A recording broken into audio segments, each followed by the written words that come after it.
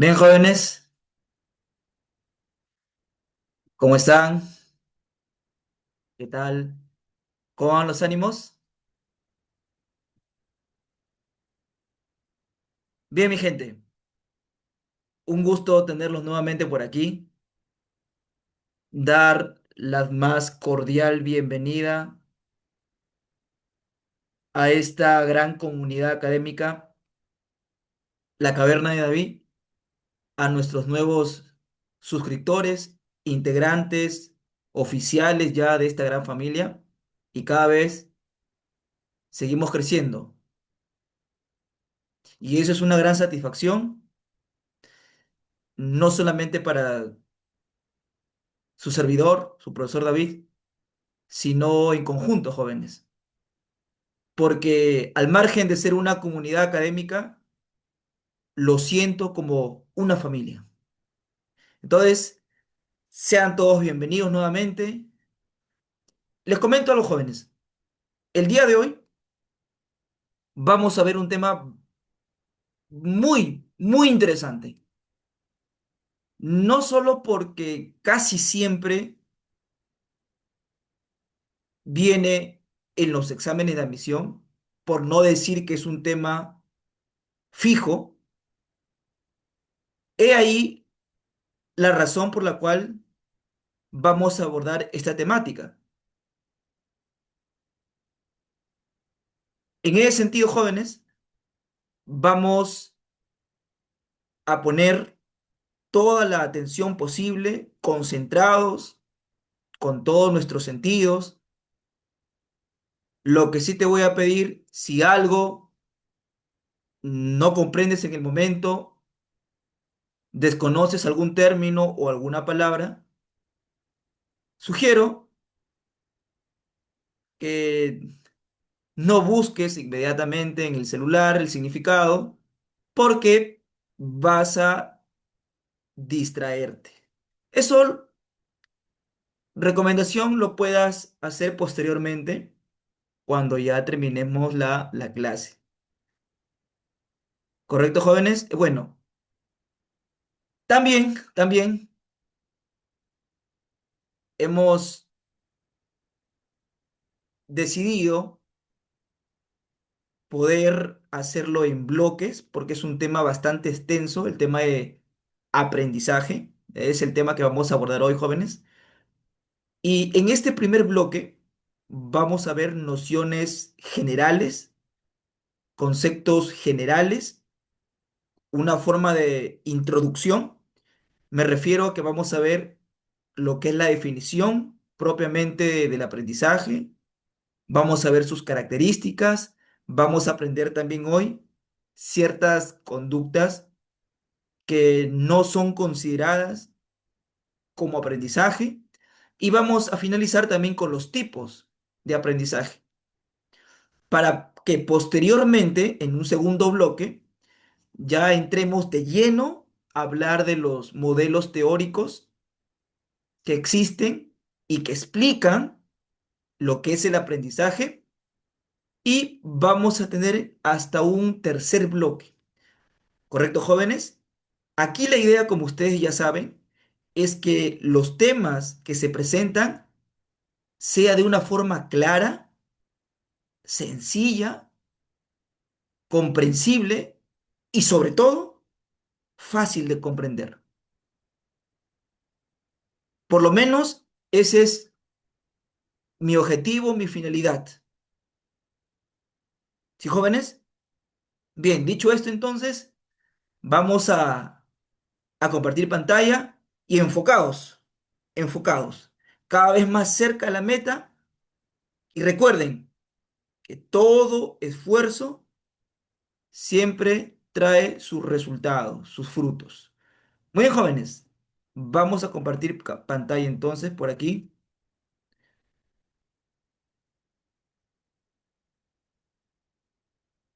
Muy bien, muy bien. Voy a agrandar un poco por acá la pantalla para que se pueda visualizar mejor. Como ya están viendo ahí, primer bloque, aprendizaje uno.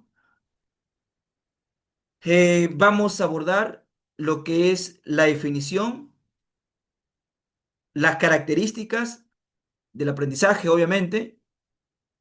Vamos a ver también cambios de conducta que no son aprendizaje.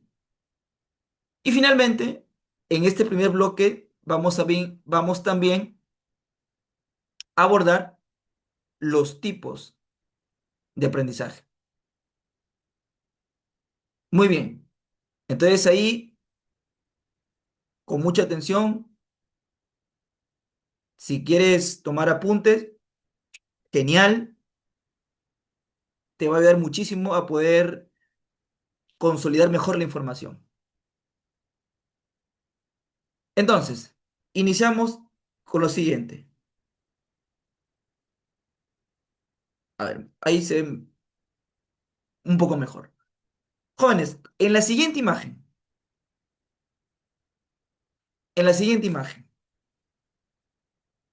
y he decidido empezar por acá porque es una forma más didáctica de poder comenzar a introducirnos en este tema del aprendizaje. Jóvenes, de las dos personas que ustedes pueden visualizar allí, ¿quién tendrá la razón? ¿El que está en el lado izquierdo o el que está al lado derecho?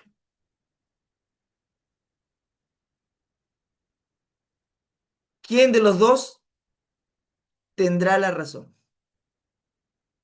Y la respuesta es que ambos están en lo correcto, porque para aquel que está en el lado izquierdo, es decir, desde donde estoy, desde mi perspectiva, para este lado, para el lado izquierdo,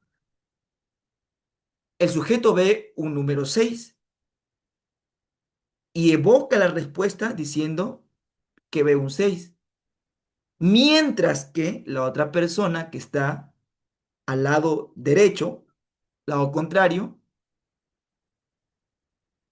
¿qué número visualiza, jóvenes?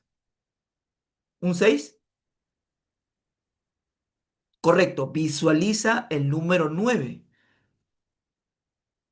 Y miren lo que dice en la parte inferior. El hecho de que tengas razón, le dice uno de ellos, no quiere decir que estoy equivocado.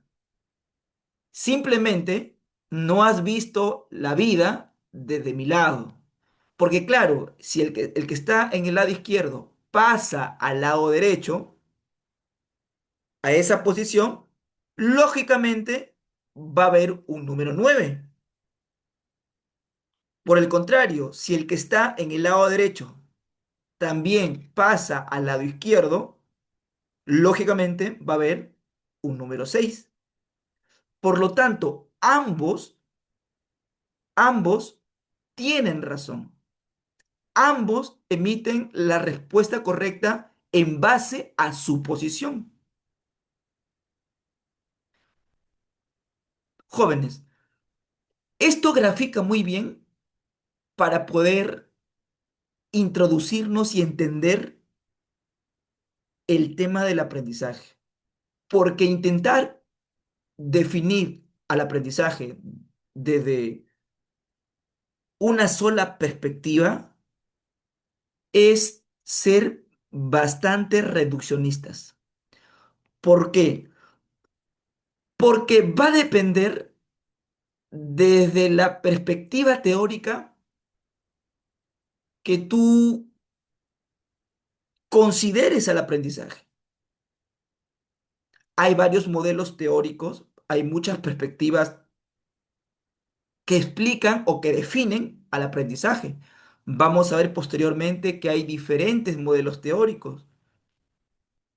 Tenemos el modelo conductual, el modelo cognitivo, el modelo sociocultural, entre otros.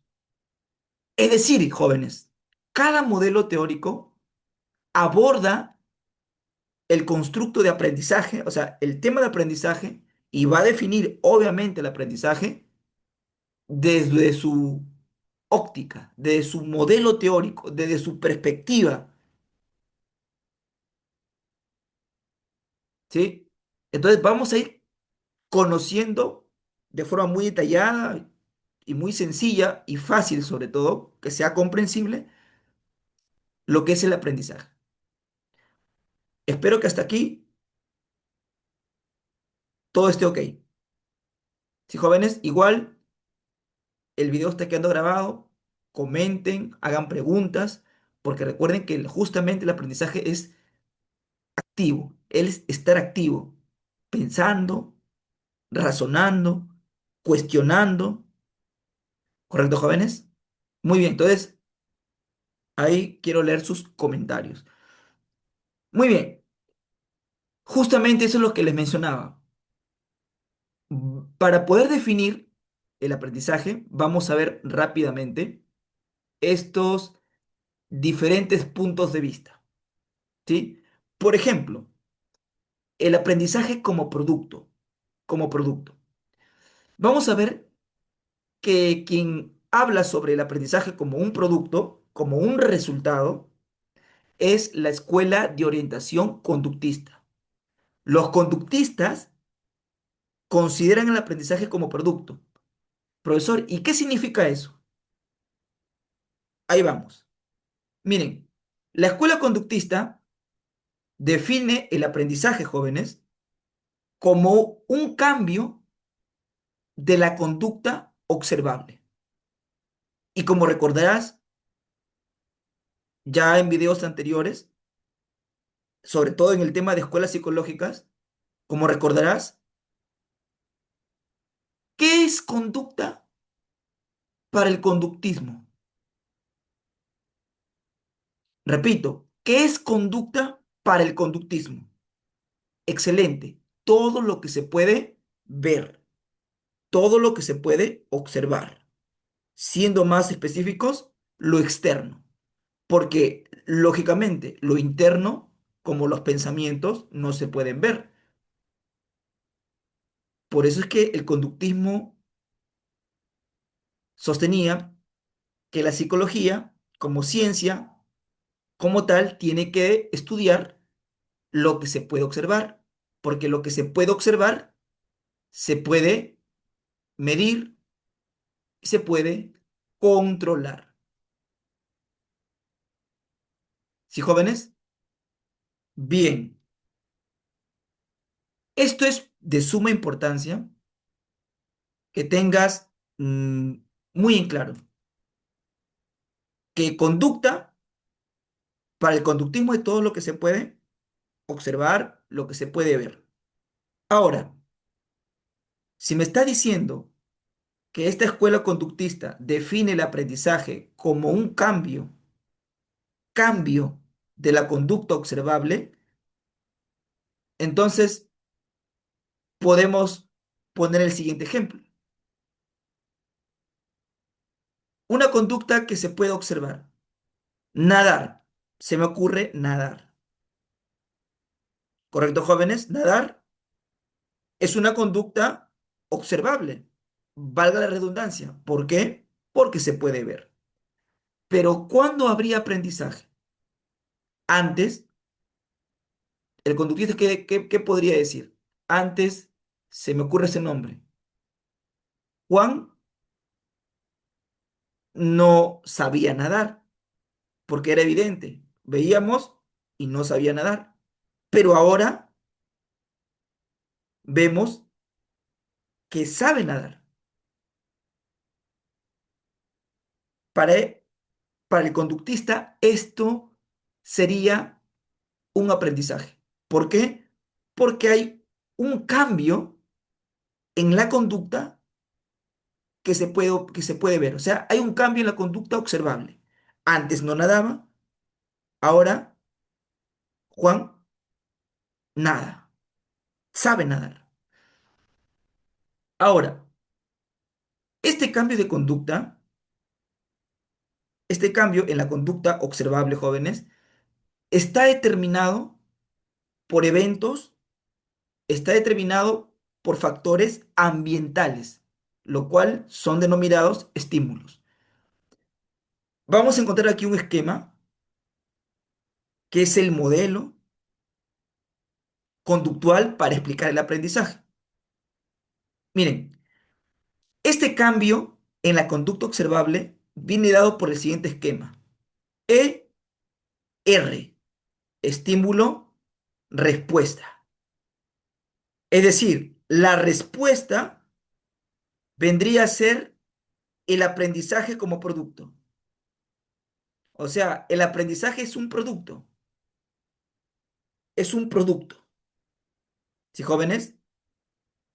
Pero ese aprendizaje como producto, esa respuesta,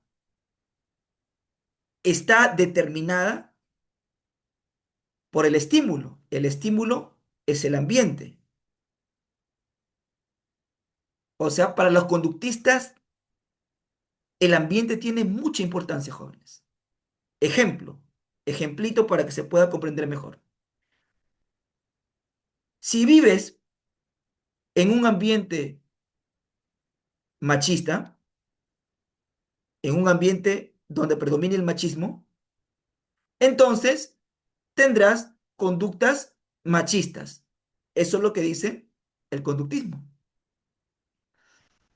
Otro ejemplo, si vives en un ambiente donde todo es violencia, palabras, golpes, entonces tu conducta será violenta, con golpes, con agresión verbal.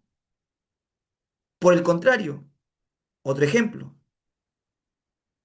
si vives en un ambiente donde hay gestos de amor, palabras suaves, detalles, afectos, abrazos, entonces tendrás una conducta amorosa, de consideración, afectiva, de detalles. Entonces, ¿qué determina, jóvenes, según estos ejemplos, la conducta? Ese cambio. Claro, la influencia del estímulo. Claro que sí. Por eso es que el modelo es ER,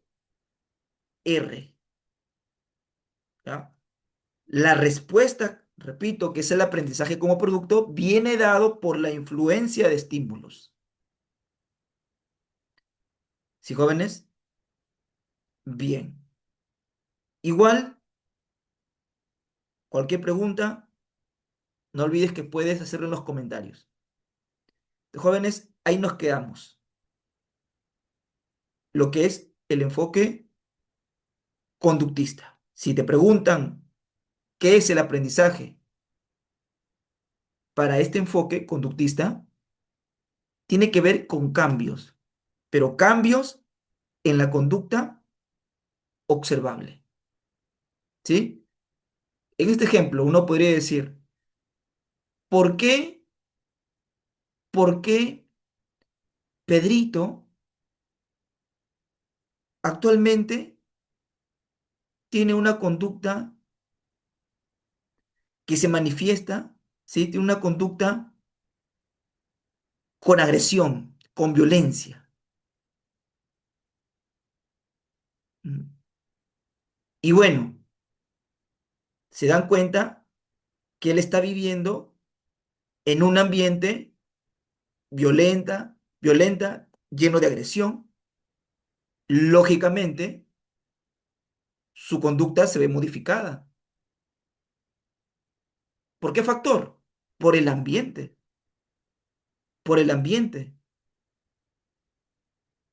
Entonces, jóvenes, en síntesis, podemos decir que el ambiente para el conductismo es lo que determina tu conducta, el cambio en tu conducta. No te olvides, por favor. Bien, jóvenes. Entonces, aprendizaje es un cambio de la conducta observable. Mientras que hay otro enfoque, otro modelo teórico, que es el de orientación cognitiva, hay quienes le llaman mental. Para ellos, el aprendizaje tiene otro modelo, otra estructura, ¿sí? Para empezar, el aprendizaje es un proceso que produce cambios a nivel interno, acá, en el sujeto. Los cambios no son externos, como en el conductismo, son internos, aquí, en el sujeto. Los cambios son internos, aquí, en el sujeto, en la mente del sujeto. Y por lo tanto, podríamos decir en este caso que los cognitivistas consideran al ser humano no como alguien pasivo que no hace nada.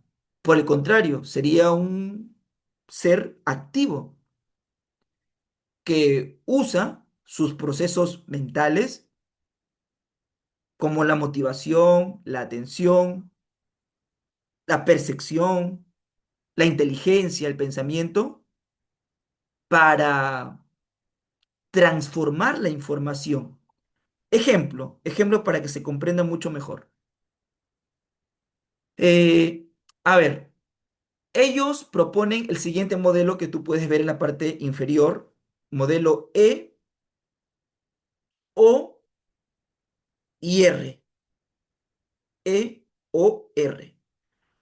Si te das cuenta, lo que adicionan o lo que agregan es el O, algo que el enfoque conductista no toma en cuenta, no lo considera, pero el cognitivismo sí. Ahora, el E hace referencia al estímulo, correcto. El O es el organismo. Profesor, ¿y qué sería el organismo? La mente, ¿sí? Anótalo. El organismo es la mente. Y la R sería la respuesta. Mientras que el conductismo sostenía que la persona hace una respuesta o emite una respuesta en función al estímulo del ambiente, ¿sí? El cognitivismo dice no, así no. El sujeto, la persona, va a utilizar su organismo, su mente, ¿ya? Y tú sabes que aquí en la mente tenemos procesos psicológicos o mentales, ¿como cuáles, profesor? Como el pensamiento, la inteligencia, la creatividad, la percepción. Y el cognitivismo dice, si bien es cierto, el ser humano se da cuenta de los estímulos del ambiente, pero no simplemente es un ser que reacciona ante los estímulos, no es un ser reactivo, no es un ser pasivo, es un ser activo en el sentido que cuando ve los estímulos del ambiente, el ser humano toma conciencia, analiza, reflexiona sobre esos estímulos y luego de hacer ese proceso, recién emite una respuesta. Por lo tanto, lógicamente no es un ser pasivo. Incluso, para que se entienda mejor, se ha hecho una analogía con un computador. Por ejemplo, el computador recibe los estímulos, que es la información que uno ingresa, pero el computador, por así decirlo, tiene como una especie de mente, de cerebro, lo cual serían los programas que le han instalado a la computadora para que pueda trabajar con la información que ingresa, para que pueda procesarlos. Y una vez que los procesa, arroja un resultado, lo cual se puede visualizar en la pantalla, ¿no es cierto? Ustedes lo ven ahí. Por ejemplo, o igual sucede con una calculadora, por ejemplo, se me ocurre ahorita también con esa analogía. Ingresas la información, el estímulo. Tú ves el estímulo, te dan en tu hojita, en tu examen. Si A es igual a 3 y B es igual a 5, calcule usted B menos A. Entonces, ahí está el estímulo. El estímulo está en la hoja de tu examen. Así te han colocado. Si A es igual a 3 y B es igual a 5, calcule usted B menos A. Ahí está, el estímulo. Ese estímulo, ¿a dónde ingresa? A tu mente. Claro, por los sentidos, por la vista, ¿correcto? Pero llega acá finalmente a tu mente, a tu cerebro. Donde en tu cerebro hay procesos, mencionamos. Está el pensamiento, la inteligencia, la percepción, ¿correcto? Entonces, jóvenes, el estímulo ingresa aquí. ¿Y qué va a hacer con esos procesos? Va a comenzar a pensar, ¿sí? Se emplea incluso la inteligencia para dar solución y comienzas a razonar. A ver un momento, si me están diciendo que A vale 3, B es igual a 5 y me está pidiendo B menos A, entonces B equivale a 5, A equivale a 3. Por lo tanto, 5 menos 3 es igual a 2. Ah, ya está, ya está. Y va a salir una respuesta. ¿Correcto, jóvenes? Y esa respuesta se va a evidenciar externamente cuando en tu examen marques la alternativa que dice 2. ¿Te das cuenta?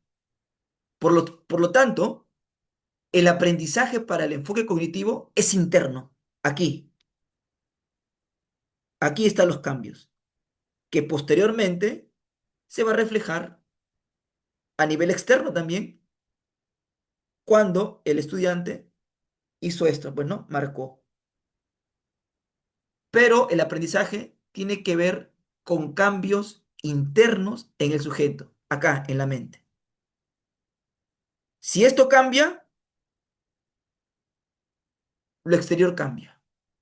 Pero el aprendizaje es acá, a nivel interno, en la mente. Y para ello participan, ya mencionamos, los procesos psicológicos. Atención, memoria, inteligencia, pensamiento, percepción. Bien, ¿qué más, jóvenes? Finalmente, esto lo vamos a detallar mucho, mucho más en los siguientes bloques. Pero también tenemos otra perspectiva, otro punto de vista. Tenemos otro modelo teórico, un tercero, donde el aprendizaje como internalización. ¿Y qué nos dice aquí en el tercero? Miren, la escuela de orientación sociocultural, ¿ya? Esa es la orientación. La primera fue conductista, la segunda cognitiva, esta se llama sociocultural. Y esta orientación sociocultural, este modelo teórico sociocultural, define al aprendizaje, jóvenes, como un proceso de internalización que se origina en la interacción con el medio externo. Es decir, es decir, a ver, vamos a poner lo de aquí, en el ejemplo que ustedes pueden ver para que se comprenda mejor. En un entorno de aula, ¿sí? El entorno del aula, el cual está formado por el maestro, por los estudiantes, vendría a ser el medio social, el entorno social. ¿Sí, jóvenes? Ahora, un maestro puede enseñar a sus estudiantes cómo se usa el lenguaje. El maestro les enseña a sus estudiantes cómo usar correctamente el lenguaje, la forma de hablar, la entonación, las palabras que llevan tilde, cuándo usar signos de interrogación, de exclamación, en fin. Entonces, el maestro puede enseñar a sus estudiantes cómo se usa el lenguaje y las estrategias de resolución de problemas. Y los estudiantes pueden participar en discusiones y actividades colaborativas. Con el tiempo, los estudiantes internalizarán estas estrategias y las utilizarán de forma autónoma, independiente, para resolver problemas y aprender nuevos conceptos. La pregunta es, qué han internalizado ellos? ¿Qué han internalizado? ¿Qué han adquirido? ¿Qué han interiorizado? Correcto, el lenguaje, cómo se usa el lenguaje correctamente y cómo usar el lenguaje para resolver ciertos problemas. ¿Correcto, jóvenes? Pero si notan, ellos han internalizado todas estas funciones del lenguaje, estrategias de resolución de problemas que se puede hacer con el lenguaje. Les pregunto, ¿por cuenta propia o más bien fue a consecuencia de que interactuaron con el medio social? Tú sabes que el medio social es el entorno del aula. O sea, en el aula está su maestro, sus demás compañeros. Su maestro les enseñaba, en esa interacción, les enseñaba cómo usar el lenguaje, ¿correcto, jóvenes? Incluso les enseñó estrategias para solucionar problemas con el lenguaje y al participar también con sus compañeros en discusiones, en actividades colaborativas o de repente en debates, ellos fueron asimilando, interiorizando, internalizando estos cambios aquí internamente, pero producto de la interacción, ¿correcto, jóvenes? Incluso difiere tanto del enfoque conductual y del cognitivo. En el caso del cognitivo, ¿qué sostenía? Acá está el estímulo, ingresa y ya como que tu cerebro se encarga de transformar esa información, ¿no es cierto? Opera con la información, opera con la información y al final, luego de trabajar con la información, da una respuesta. En cambio, para el enfoque, esta orientación, para este modelo teórico sociocultural, el aprendizaje va a ocurrir, pero eh, producto de la interacción con el ambiente, producto de la interacción con el ambiente. ¿Sí, jóvenes? Si no hubiera habido esta interacción, es imposible que se hubiera internalizado estos cambios a nivel interno, como el uso del lenguaje u otras estrategias de resolución de problemas. Igual, jóvenes, tranquilos porque vamos a verlo posteriormente con más detalle, ¿sí? Pero vamos a avanzar, ¿sí? Hasta aquí, como ustedes pueden ver, hay diferentes perspectivas, modelos teóricos que abordan, que definen el aprendizaje. Muy bien. Entonces, Vamos a ver las características del aprendizaje. En el proceso de aprendizaje, jóvenes, podemos observar las siguientes características. En primer lugar, el aprendizaje implica un cambio de conducta. Cambio, cambio. ¿Qué significa eso, profesor? Significa que la persona, o incluso el animal, porque los animales también aprenden, la persona o el animal realiza acciones o actividades que antes no podía realizar. Por ejemplo, miren en la imagen aquí. Gustavo no sabía nadar, ¿no? Antes no sabía nadar. Aquí está, ve. Ahora Gustavo sabe nadar, ¿no? Vamos a hacer corrección por aquí, a ver. Ahora Gustavo sabe nadar. Hay un antes y un después. Hay un cambio en la conducta. Aquí como que guarda relación con el modelo teórico conductual, ¿no?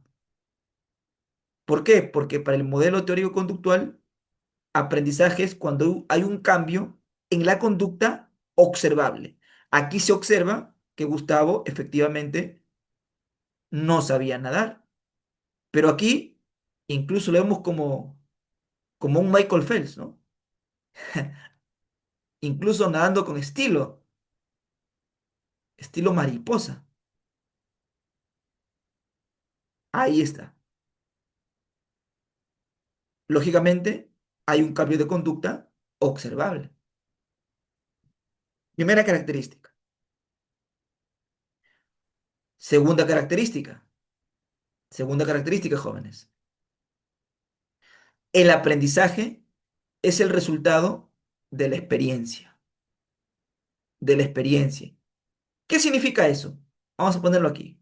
A ver, significa que la persona, para aprender, tiene que realizar un conjunto de acciones. Vamos a subrayarlo, ya jóvenes, miren, realizar un conjunto de acciones. Tiene que hacer algo. Ahí está. Tiene que realizar un conjunto de acciones que permitan luego ejecutar algo con eficacia. Pero además también en ese hacer no solo hace referencia a lo físico, sino también puede ser un hacer observando, viendo. En este caso, en el caso anterior, vimos, por así decirlo, de forma ya muy directa, el antes y el después. No sabe nadar, aquí ya sabe nadar, pero no hemos visto el conjunto de acciones que ha tenido que realizar Gustavo para convertirse en un Michael Phelps, ¿no? Incluso para que aprenda a nadar estilo mariposa. Entonces, ahí ya entraría la experiencia. Y la experiencia hace referencia a ese conjunto de acciones. Y aquí lo vemos recibiendo. ¿Cuál fue el conjunto de acciones? Gustavo aprendió a nadar realizando clase de natación. ¿Quieres saber nadar? Nada. Nada, tienes que nadar. Tienes que nadar. ¿Quieres aprender a hablar en público? Tienes que hablar en público, no hay otra forma.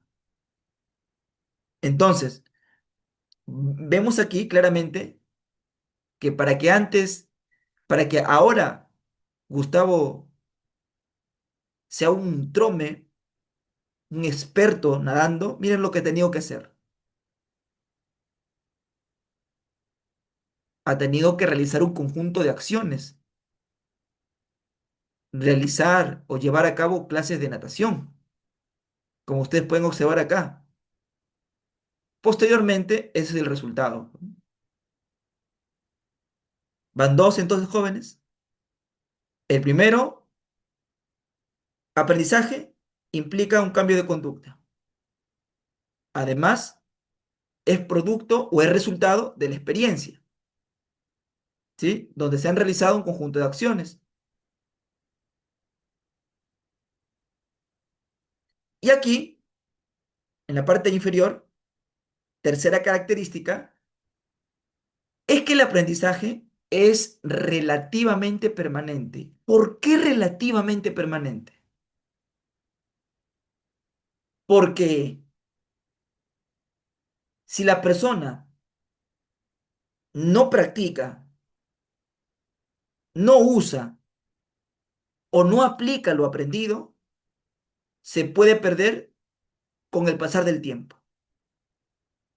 Y justamente esto guarda relación con lo que decía un psicólogo alemán, Hermann Ebbinghaus, en su teoría que postula sobre el decaimiento de la huella, por qué las personas olvidan. Y en forma muy sintética, él dice lo siguiente: solemos olvidar aquello que no repasamos, aquello que con la información aprendida ya no lo aplicamos o lo dejamos de usar. Entonces es una característica del aprendizaje, que es relativamente permanente. Incluso se podría decir como que es condicional, ¿no, jóvenes? Porque claro, si la persona ya no practica, no usa lo que aprendió, no lo aplica, esa información, ese aprendizaje se puede perder con el pasar del tiempo por la falta de uso. Entonces no te olvides, el aprendizaje es relativamente estable, relativamente permanente. Cuarta característica, el aprendizaje implica una interacción sujeto con el medio. ¿Qué significa eso? Significa que la interacción social, lo voy a subir por acá, y las relaciones interpersonales son las que determinan mayormente nuestros aprendizajes. O sea, el aprendizaje también surge de la interacción social. Claro, eso estaría de acuerdo con el modelo teórico sociocultural, ¿no es cierto? Entonces, cuarta característica, el aprendizaje implica una interacción entre el sujeto y su medio social. Por ejemplo, Raúl es un niño, ¿no?, que está aprendiendo a caminar. Prueba, cae, se levanta y así aprende a mantener el equilibrio gracias a la interacción que tiene con cuál, con el suelo, porque cuando se cae, se coge del suelo, se levanta, se vuelve a caer, se coge nuevamente, se vuelve a levantar, se equilibra y así aprende poco a poco a mantener el equilibrio y poco a poco a caminar. Entonces hay una interacción con el suelo y también con su propio cuerpo.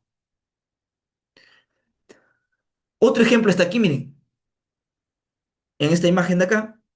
Pedro aprende sobre el descubrimiento de América a través de la lectura y la discusión, interactuando con el material y con sus compañeros. Entonces, vemos que, claro, Pedro internaliza este aprendizaje sobre el descubrimiento de América, pero gracias a la interacción que él tiene con sus compañeros y con la lectura misma, porque va leyendo y va interactuando con sus compañeros al realizarle preguntas sobre el tema, al de pronto verbalizar un punto de vista que no está de acuerdo su otro compañero que dijo otra opinión, pero producto de esa interacción con su ambiente, con su medio, con su aula de clase, con su material de lectura, es que él logra aprender, internalizar. ¿Sí, jóvenes? Pero producto de esa interacción, no te olvides. Tenemos una quinta característica. El aprendizaje tiene codificación neuronal. Quiere decir, jóvenes, que cuando uno adquiere, modifica eh, una nueva información, ¿sí? Tú sabes que aprendizaje tiene que ver con cambios, con cambios. Por ejemplo, lo mencionamos. Antes Gustavo no sabía nadar, ahora ya sabe nadar, ¿no es cierto? Ya sabe nadar. Eh, Ese aprendizaje va a generar cambios a nivel neuronal. Cuando me refiero a que genera cambios a nivel neuronal, es que se crean nuevas conexiones entre neuronas. Se forman nuevas conexiones en las neuronas. A lo mejor con esa neurona, todavía no está, pero gracias a este aprendizaje se generan nuevas conexiones. Y lógicamente, según investigaciones, ahí participan los famosos neurotransmisores, como cuál la acetilcolina. Sí, es un neurotransmisor que interviene en el proceso de aprendizaje, sobre todo para que exista estas nuevas conexiones entre neuronas. Por lo tanto, el aprendizaje tiene cambios a nivel neuronal, genera cambios a nivel neuronal, a nivel cerebral. Muy bien, entonces son cinco características. Ahora, jóvenes, ustedes tienen que saber que hay ciertas conductas que en realidad mm, no son conductas producto de un aprendizaje como tal. Porque tú me puedes decir, profesor, pero mi compañero antes no hacía esto, ahora sí lo hace. Sí, pero nos vamos a dar cuenta ahora que hay cambios de conducta o cambios en la conducta que no son necesariamente producto de un aprendizaje. Ya, eso vamos a conocer ahorita. Primero, jóvenes, hay cambios en la conducta, pero que es fruto de cambios biológicos, de cambios madurativos, que tiene que ver con la maduración propia del organismo. Estos cambios en la que surgen en la conducta, claro, lógicamente, siendo objetivos, tú puedes ver y es un cambio, pero este cambio en la conducta obedece más al factor interno, al factor biológico, lo cual lo predispone a obtener esa conducta o a generar esa conducta, pero no es producto de la experiencia, no es producto de la práctica, sino es como algo natural que ha surgido. Ejemplo, profesor. A ver, a ver. El cambio de voz en la pubertad y adolescencia. Eh, Antes tú escuchabas, por ejemplo, a tu compañero, se me ocurre, Enrique, ¿no? Que decía, Miss, buenos días, ya llegué a clase. Y después de un tiempo, escuchas que Enrique dice, Miss, buenos días, ¿puedo ingresar a clases? Notas que su tono de voz no es tan agudo. Incluso ahora es mucho más grave. Profesor, pero hay un cambio. Sí, pero no es que Enrique, se me ocurre, se ha puesto a practicar en un espejo, a tratar de hacer su voz grave, más. ronca. Eso ha surgido, ese cambio ha surgido de forma natural. Es un cambio biológico, interno, maduracional, y no es producto de la experiencia, de la práctica. Porque se sabe, jóvenes, que a lo mejor Enrique ha ingresado a la etapa de la pubertad, donde hay una mayor liberación de una hormona generalmente más predominante en el varón que la testosterona. Entonces, hay un aumento en la liberación de testosterona que hace que la laringe se engrose, se alargue y se engrose más que nada. Y al hacer eso, hace que las palabras que luego va a emitir sean mucho más grave. Pero eso es producto de lo biológico. Su propio cuerpo ha condicionado, ha preparado a su aparato fonador, laringe, para que su voz cambie de ser agudo a grave. Hasta ahí me estoy dejando entender, jóvenes. No es producto de la práctica, es influencia de esta hormona llamada testosterona que ha hecho que la laringe se engrose y en definitiva la voz salga mucho más grave.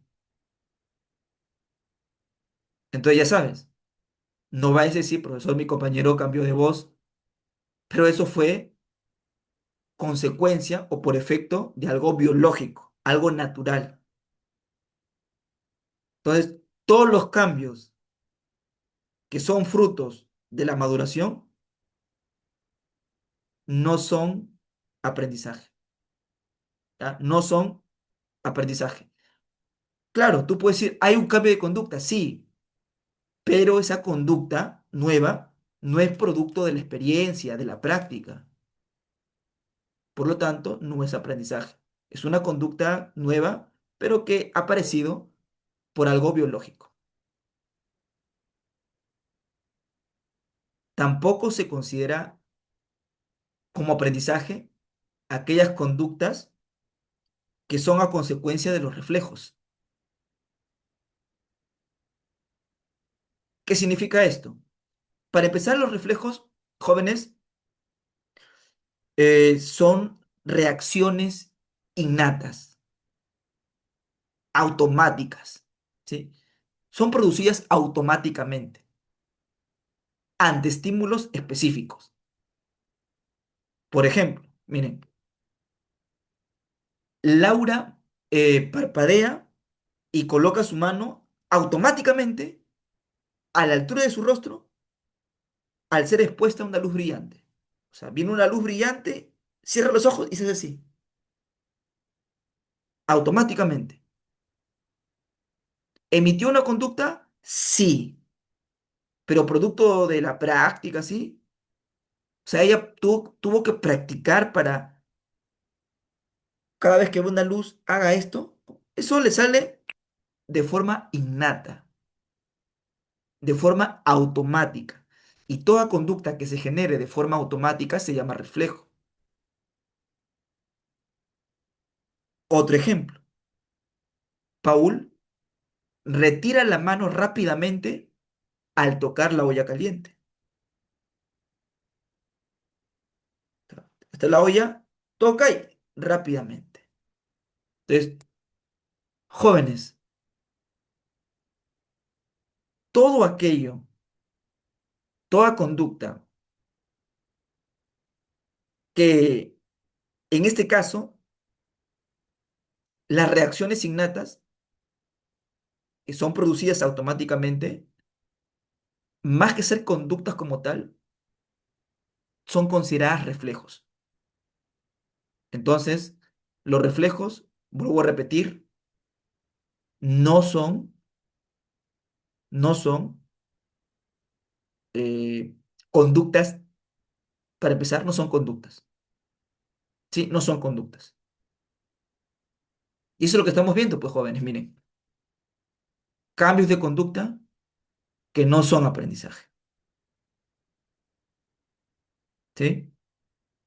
Bien. Porque claro, tú puedes decir, acá Paul estaba normal con sus manos y ahora hace esto. Pero claro, lo hace como algo innato, algo propio, algo orgánico, como un sentido de supervivencia. Lógicamente, eso lo hacemos todos. Tocas una olla caliente, no dejar tu mano ahí. La quitas inmediatamente. Muy bien. ¿Qué más, profesor, no es considerado como aprendizaje? ¿Qué ciertas conductas no son consideradas como aprendizajes? La maduración, los reflejos, pero además las reacciones emocionales. Por ejemplo, el llanto, la sonrisa, el fruncimiento del ceño, el asombro, el miedo y las demás reacciones emocionales no son aprendizaje. ¿Por qué? Porque las podemos encontrar incluso desde el nacimiento. Nacemos con ellas, sin la participación de una experiencia previa o de la práctica. Aunque vamos a ver que posteriormente se puede modificar por efecto de la socialización. Entonces, con lo que mencionamos, el llanto, la sonrisa, las emociones, nacemos con ellas. Por ejemplo, Brian, un bebé de 6 meses que sonríe cada vez que su mamá lo carga. ¿Alguien le enseñó a Brian que tenga que sonreír cuando su mamá lo cargue? No, es una reacción emocional natural que luego Brian puede aprender a sonreír, supongamos, ante otra persona más adelante, pueda aprenderlo. Pero ya eso sería producto de la socialización. Pero las reacciones como tal, jóvenes, eh, no son conductas aprendidas, nacemos con ellas. Por ejemplo, por ejemplo, a ver la emoción del miedo. Se ha demostrado que si tú vas caminando y alguien viene por la parte de atrás y sin que tú te des cuenta, de un momento a otro, la persona que viene atrás lanza un sonido horrible, ensordecedor. Tú automáticamente vas a hacer esto. Te vas a sobresaltar. Tú no puedes decir, no, profesor, yo soy macho, soy machazo, conmigo eso no sucede. No vas a decir eso porque es una reacción totalmente natural. El sobresalto producto del miedo va a surgir de forma automática, incluso si quieres a la prueba. Ve por las espaldas de tu amigo sin que se dé cuenta, obviamente, y emite un sonido fuerte, y ella va a ser así, se va a sobresaltar. Alguien le enseñó que tiene que ser así, tiene que hacer eso cada vez que alguien le genera un sonido ensordecedor a sus espaldas. Alguien le dijo, cuando escuches un ruido horrible, estrondoroso en tus espaldas, tienes que hacer esto, tienes que sobresaltarte. ¿Alguien le enseñó eso? ¿Producto de alguna experiencia, de la práctica? No. Nació con esa reacción emocional. ¿Sí, jóvenes? Ahora, eso es muy diferente cuando de pronto ella asocie el miedo con el cual ella o él ya nace, lo asocie a una araña, lo asocie a un perro, ahí sí ya sería producto de la experiencia. Porque a lo mejor tuvo una experiencia negativa con un perro, el perro le mordió y ahora cada vez que ve el perro siente miedo. Pero eso, ella sería aprendizaje, jóvenes. Pero las reacciones emocionales como tal, por sí solas, como ya la encontramos desde el nacimiento, entonces podemos decir lo siguiente, que son cambios de conducta que no son aprendizaje. En el caso de tu compañero o de tu compañera que se sobresaltó, ¿hubo cambio de conducta? Sí, porque estaba caminando de lo más normal y de pronto hace esto, se sobresalta. ¿Hay un cambio de conducta observable? Sí, sí, pero profesor, entonces, ¿por qué no es aprendizaje? Lo dijimos. Alguien le enseñó a tu compañero o a tu compañera que tiene que hacer eso cada vez que alguien emite un sonido ensordecedor, estrondoroso a sus espaldas.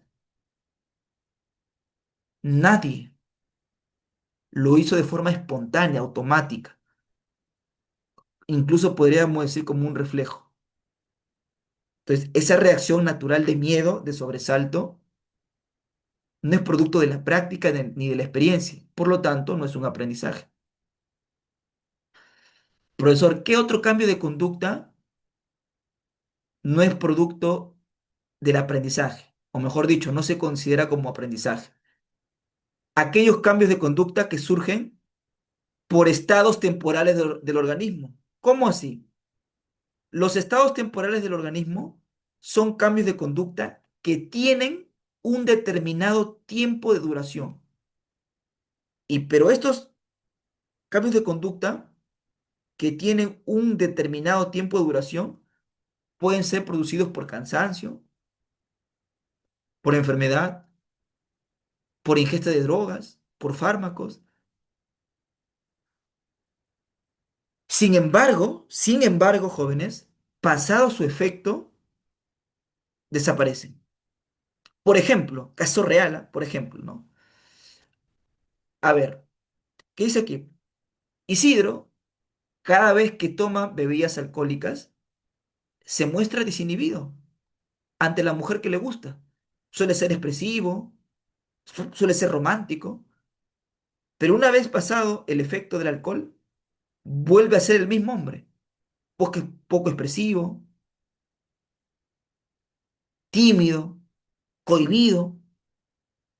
Porque claro, profesor, claro, tú puedes decir, oye, pero es lógico que el cambio de conducta que ha tenido Isidro no ha sido producto de la práctica, de la experiencia, ha sido producto de la ingesta del alcohol, lo cual ha generado que esa conducta inhibida, que esa conducta tímida que él tiene, cambie a una conducta desinhibida y se vuelva expresivo, se vuelva más atrevido, por así decirlo, más hablador, ¿no? Cosas que lógicamente no haría si estuviera en su sano juicio. Pero como está bajo los efectos de la ingesta de bebidas alcohólicas, su conducta cambia, pero ese cambio, repito, no obedece a la práctica ni a la experiencia, sino a la ingesta de bebidas alcohólicas, que una vez cuando termina el efecto del alcohol, ese cambio de conducta desaparece y vuelve a ser la misma persona que era antes. Por eso es que no se considera como aprendizaje, porque una característica del aprendizaje, lo mencionamos al comienzo, es que es relativamente estable en el tiempo, en el tiempo. ¿Sí, jóvenes? Es como, eso también lo vemos incluso en muchos más ejemplos. Tú no puedes decir, ya aprendí esto si en cuestión de horas o al día siguiente ya no te acuerdas de nada. Pero bueno, aquí el cambio de conducta no es aprendizaje porque es producto de la ingesta de bebida alcohólica, que cuando desaparece, ese aparente cambio de conducta que se puede considerar aprendizaje, desaparece y la persona vuelve a su estado inicial. Otro ejemplo es el siguiente. Leandro es un atleta que corre 100 metros en 10,5 segundos. Sin embargo, para mejorar su rendimiento, ha decidido hacer uso de esteroides anabolizantes, logrando así correr 100 metros en 9,90 segundos. ¿Hay un cambio o no hay un cambio? Sí, es lógico, profesor, porque usted me dice que si Leandro corría 100 metros en 10,5 segundos y ahora corre 100 metros en 9,90, profesor, hay un cambio en la conducta observable. Eso se puede ver. Se ha hecho mucho más rápido. Sí, pero se considera que no es un aprendizaje. ¿Por qué? Porque ese cambio en la conducta es a consecuencia de qué? Del uso de esteroides anabolizantes. Porque dice el texto incluso, sin embargo, cuando Leandro deja de usar dichas sustancias, vuelve a su marca inicial. Es decir, vuelve a correr los 100 metros en 10,5 segundos. Por lo tanto, ese cambio no es tanto de la experiencia o de la práctica y mucho menos es estable en el tiempo porque ha sido consecuencia de las sustancias que le ha ingerido. Eso ha hecho que él aumente realmente en su marca.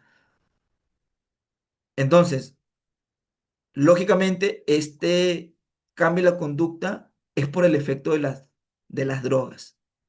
¿Correcto, jóvenes? Algo que también no se considera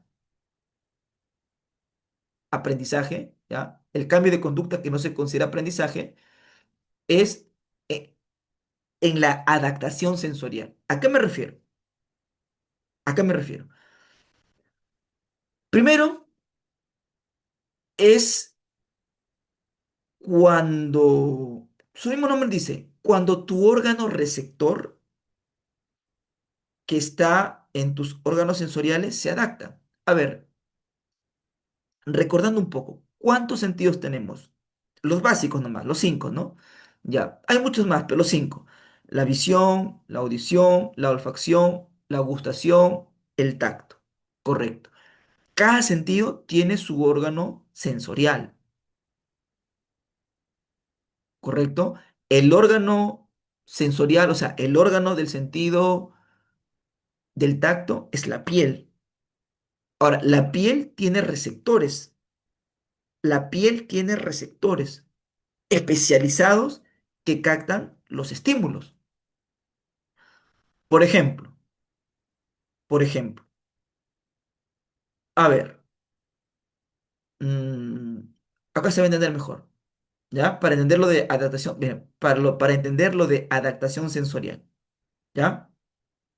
La adaptación, antes de dar el ejemplo, tiene que ver entonces con aquella cualidad que tienen nuestros receptores para adecuarse a una determinada estimulación. Eso es adaptación. Los receptores se adaptan a los estímulos que permanentemente están ahí. Entonces, a ver, Juan, miren el ejemplito, Juan y Luis han ido a comer un rico ceviche. Profe, me va a hacer antojar. Ya bueno. Juan y Luis han ido a comer un rico ceviche. Sin embargo, al comenzar a comer, les parecía demasiado picante. Miren la expresión incluso acá de Juan. ¡A su pico horrible! Pero tú podrías decir como por arte de magia, en cuestión de algunos bocados, ya no sienten el picor. Incluso se ríen, ¿ve? Está bueno. Ya no sienten el picor intenso. Pero eso es un cambio en la conducta. Porque antes le picaba, ahora ya no. Ah, aprendió. No. Ese aparente cambio de conducta, jóvenes, también digamos que es algo natural. Se llama adaptación sensorial. Sus receptores en sus papilas gustativas se han adaptado al estímulo de forma natural. No es que ellos, producto de la experiencia y la práctica, han dicho, ya, cada vez que sientes este picor, luego tienes que hacer así o hacer esto y te dejará de picar. Te dejará de... a ver, bueno, no. No es producto de la experiencia, no es producto de la práctica. Es algo natural. Los receptores sensoriales, cuando son estimulados permanentemente por, vale la redundancia, por un estímulo, se van a adaptar a ese estímulo. Pero es algo natural. ¿Sí, jóvenes? Bien. ¿Qué otro factor se considera para que ese cambio en la conducta no sea considerado aprendizaje? Los instintos. ¿Cómo así? Por ejemplo, los instintos, que básicamente está más presente en los animales, eh, son patrones complejos de conducta específicos de una especie y que se desencadenan frente a un factor liberador. Ejemplo. Profesor, entonces todo lo que sea el cambio de conducta que se dé por un instinto no va a ser considerado como aprendizaje. Ejemplo, ahí está, miren. En algunos insectos, por ejemplo, una mariposa, la sustancia llamada feromona, que es producida por la hembra, por la mariposa hembra, esa feromona es el factor liberador que provoca la conducta sexual del macho. Es decir, nadie le dice a la mariposa macho que cada vez que perciba ese olor, tiene que acercarse a parearse. Mariposa macho, ya sabes, cada vez que sientas ese olor, tienes que acercarte para que te aparees. Eso tienes que hacer. ¿Eso pasa? No, de forma natural, innata, cuando percibe esa feromona producida por la mariposa hembra, inmediatamente va a hacer que la mariposa macho se aparee con la hembra. Jóvenes, pero eso es algo natural. Instinto se le llama eso. También, entonces, no es considerado aprendizaje. Sí, porque uno puede decir, oye, esta mariposa, ¿qué está haciendo? No mire, hay cambio de conducta. Antes lo hacía, ahora está haciendo eso. Sí, pero esa conducta que está realizando es a causa de forma innata en este caso, por la feromona.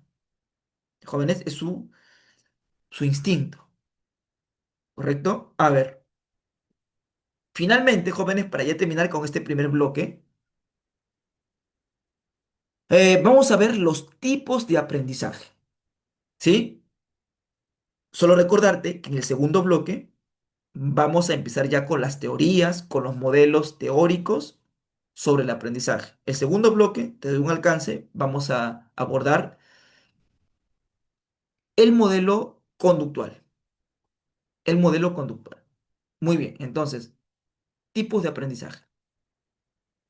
Aprendizaje motor. Y esto también suele ser pregunta frecuente de examen de admisión. ¿Sí? Aprendizaje motor. El aprendizaje motor consiste en la adquisición y la modificación de secuencias de movimientos coordinados del cuerpo. Por ejemplo, antes la persona no sabía cómo ingresaba el agua y decía esto.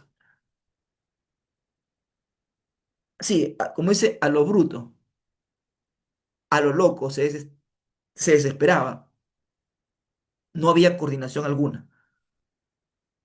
Pero ahora, cuando habla de motor, habla del movimiento del cuerpo. Motor habla del movimiento del cuerpo. Ahora ya no se aloca, no se desespera, no hace cualquier movimiento hacia lo bruto. Ya no.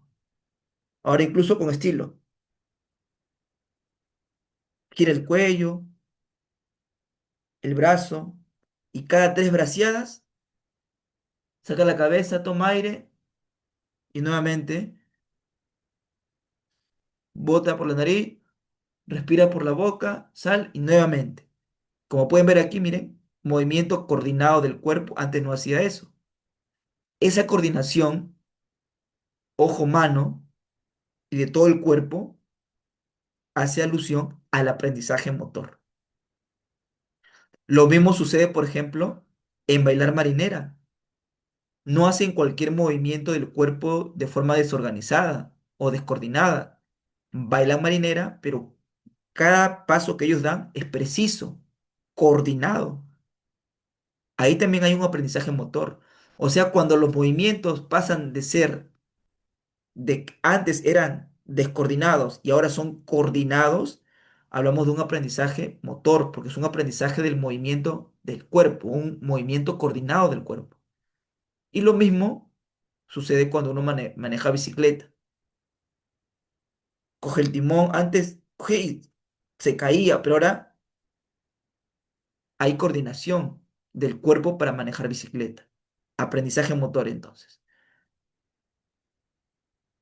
Además, tenemos también el aprendizaje cognitivo, pero también lo puedes encontrar en el examen con el nombre de cognoscitivo. Es lo mismo, es lo mismo. ¿Sí, jóvenes? Ahora, el aprendizaje cognitivo, o hablamos de aprendizaje cognoscitivo o cognitivo, cuando se adquieren, escucha bien, conocimientos teóricos y estrategias de resolución de problemas que involucran procesos de discernimiento. Pero palabra clave es cuando se adquieren conocimientos teóricos. Y con ese conocimiento teórico, lógicamente, vas a también resolver los problemas. Por ejemplo, si en el examen de admisión te colocan, eh,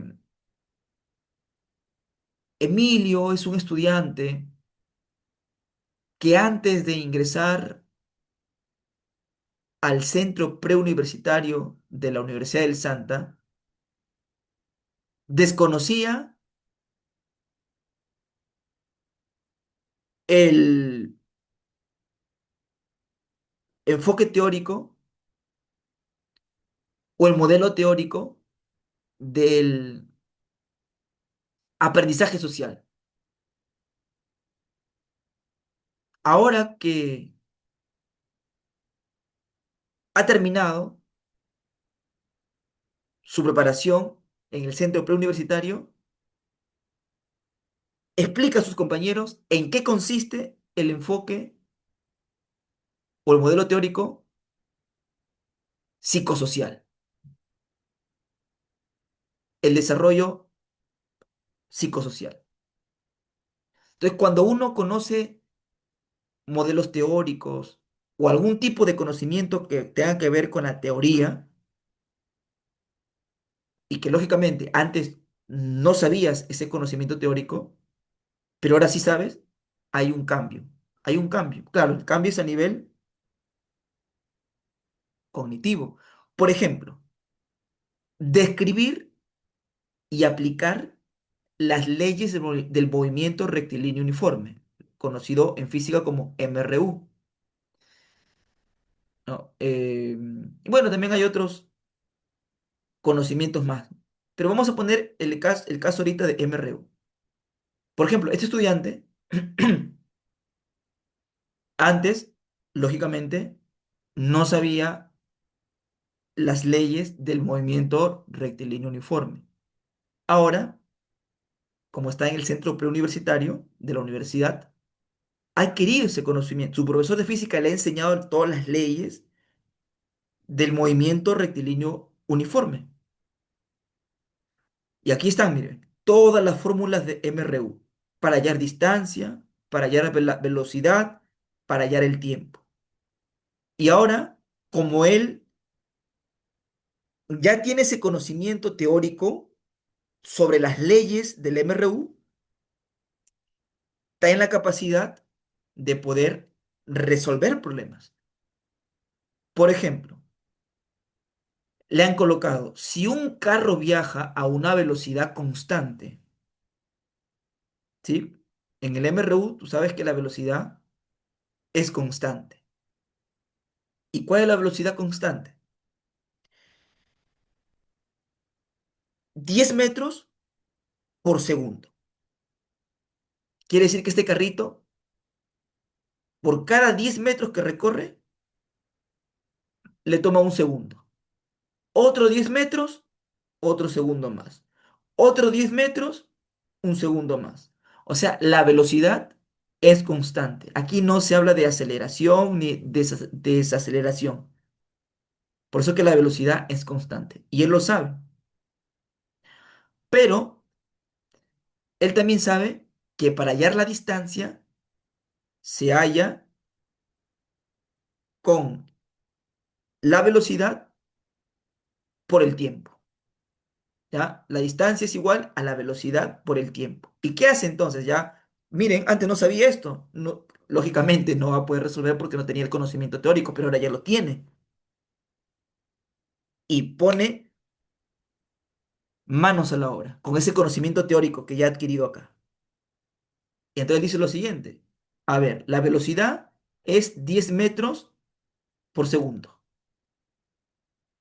El tiempo, el tiempo, ¿ya? El tiempo es 5 segundos, porque mira lo que dice el ejercicio.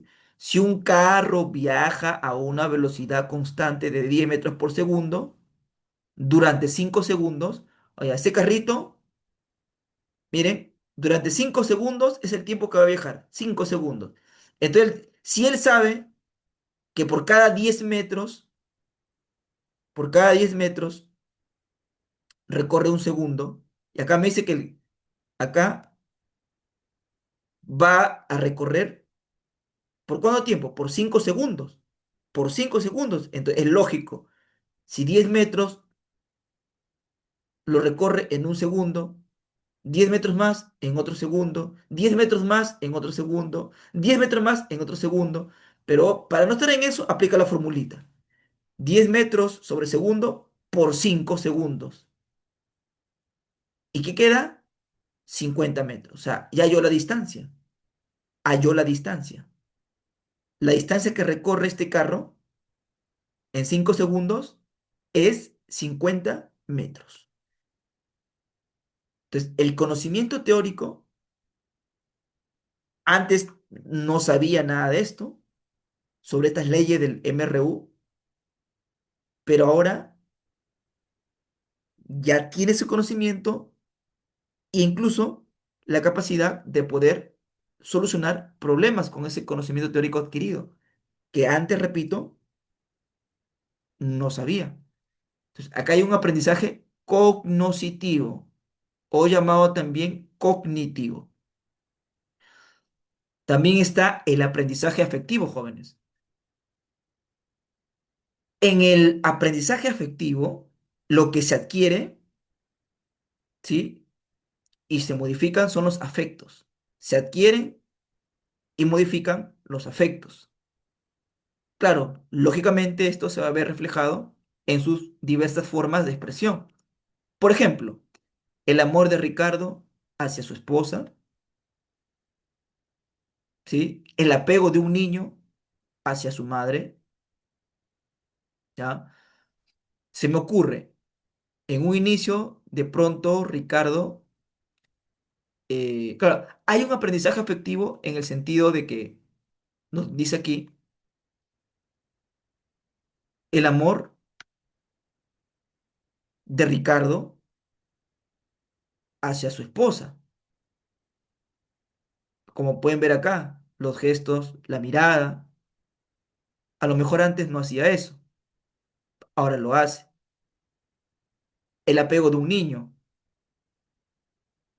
el apego de un niño hacia su madre. Apego es vínculo, afectivo, contacto. Como pueden ver aquí en la imagen, el niño tiene un buen apego hacia la mamá. Pero,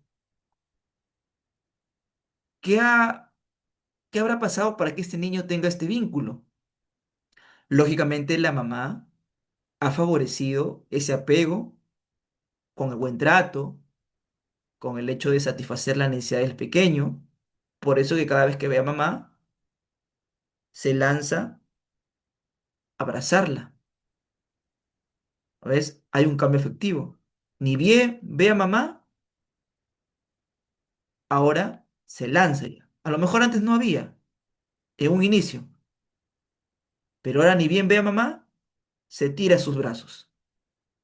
Hay un aprendizaje afectivo. O también es el mismo caso cuando de pronto el hijo está en casa y escucha que llega papá, se emociona, se emociona. Aprendizaje afectivo. O viceversa, escucha que papá o mamá ingresa a casa y siente miedo. Aprendizaje afectivo. ¿Ves cómo hay una modificación en los afectos? Hay una modificación en las respuestas emocionales. Lógicamente, para que esa modificación en estas respuestas emocionales ha tenido que pasar experiencia.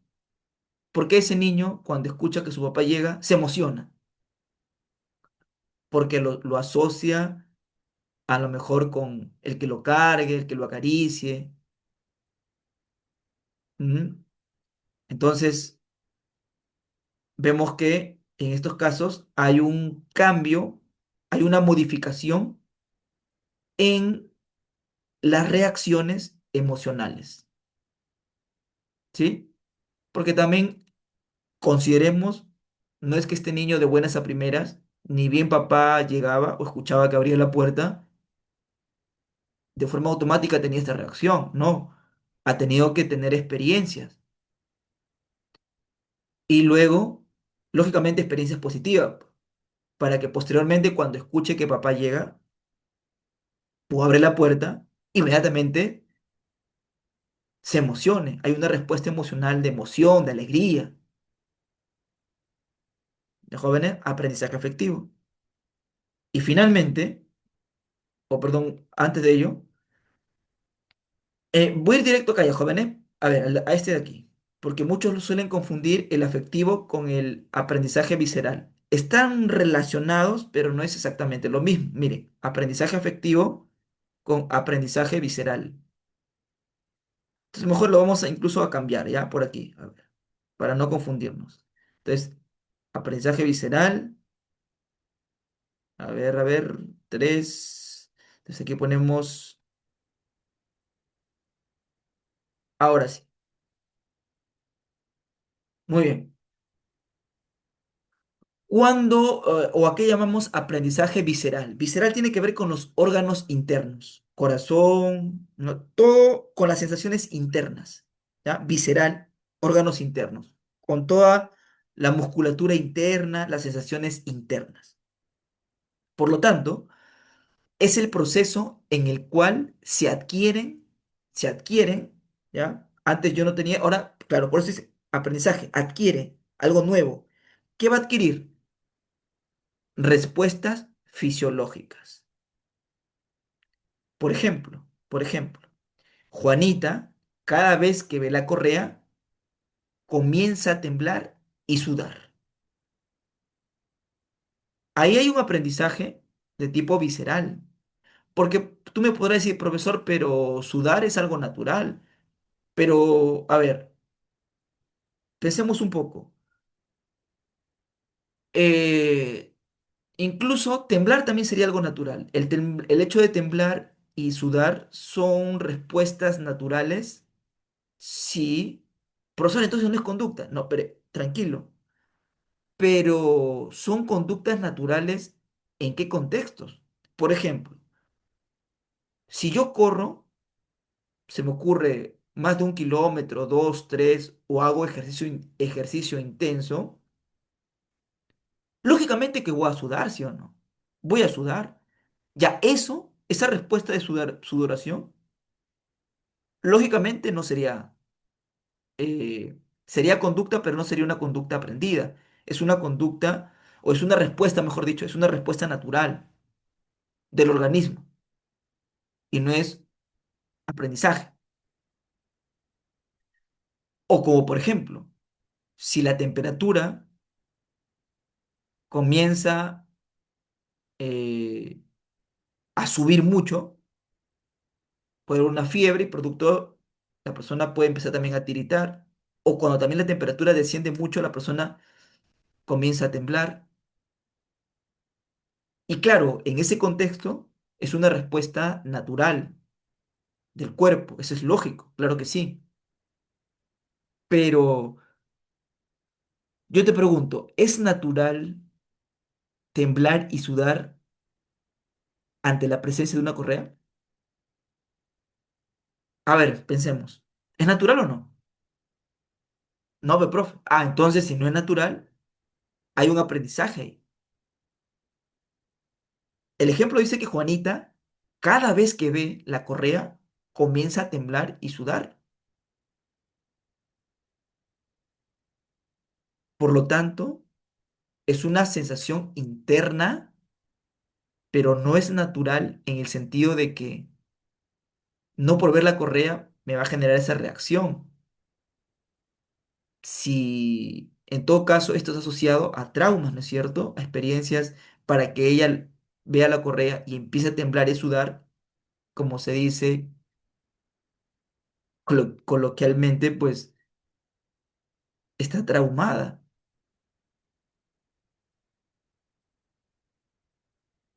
porque a lo mejor asocia la correa con golpe, con castigo, con dolor. Lo mismo ocurre con los animalitos jóvenes. Por ejemplo, miren, Fido, este perrito, cada vez que ve acercarse a su dueño, se orina. Acá como pueden ver. Hasta también, ¿no? Puede hasta temblar el animalito y se orina. ¿Pero por qué si es una persona? Porque en realidad puede que Fido en realidad a esta persona no lo vea como una persona, lo vea como un palo. ¿Por qué? Porque sabe que cada vez que Fido estaba aquí en la sala, esta persona le agarraba palazos.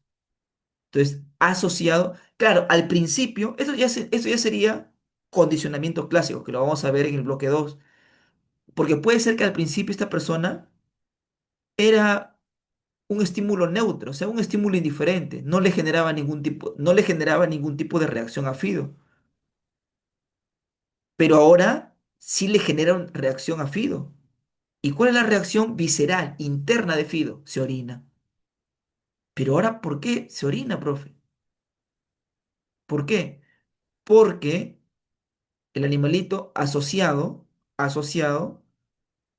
esta persona con el palo. O sea, cada vez que la persona veía a la persona, le pegaba. Veía a la persona, le agarraba palazos. Le veía a la persona, nuevamente la persona le daba palazos. Entonces, asoció a esta persona, ¿con qué lo asoció? Con el palo.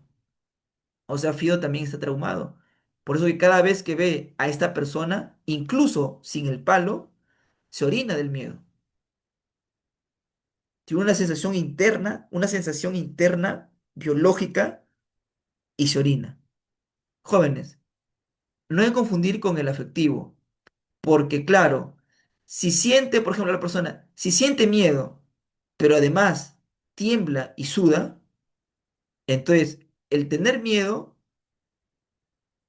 sería un aprendizaje afectivo, pero si ya tiembla y suda, que son respuestas viscerales, respuestas orgánicas, respuestas internas del cuerpo, entonces eso es aprendizaje visceral.